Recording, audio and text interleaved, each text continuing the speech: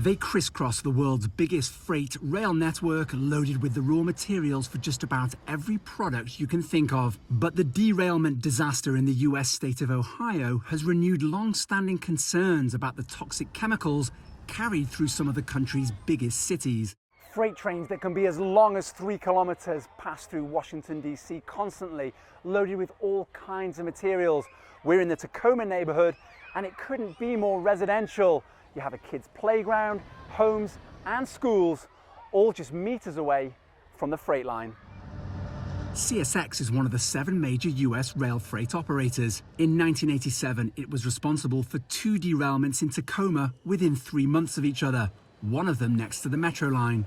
And further down the line at Rhode Island, a train similar to this one derailed in 2016, spilling more than 5,000 litres of hazardous sodium hydroxide used in detergents as well as pure alcohol. That's actually exactly what they had in the train in Ohio. Union leader Fritz Edler was one of the first on the scene. As you can see, this is a densely populated place with a lot of important infrastructure, and so the big question was, could we make sure that everybody was safe? No one was injured, and while the freight railroad industry says accidents have dropped by nearly a third in the last 20 years, unions and even pro-business lawmakers accuse freight operators of increasing risks by using an efficiency strategy called precision scheduled railroading. That usually means, for example, mothballing locomotives, furloughing employees, shutting down maintenance facilities, doing fewer inspections.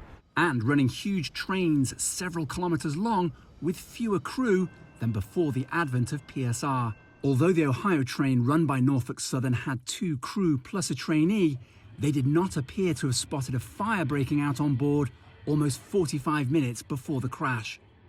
There's definitely something going on with the water, and I don't even know that I want to go back. In East Palestine, residents who were evacuated continue to fear for the long-term health impact of the toxic chemicals released by the derailment, despite authorities telling them their air and water are safe. Wow. And Fritz is not optimistic about how future disasters on this scale can be prevented. How much do you think the public are aware of not only what these trains are carrying, but perhaps how few personnel are on board? They're not aware. This is going to happen again. It's going to happen more frequently. And one of the things we know is that this is a result of PSR. CSX did not respond to repeated requests for comment. Owen, Fairclough, CGTN, Washington.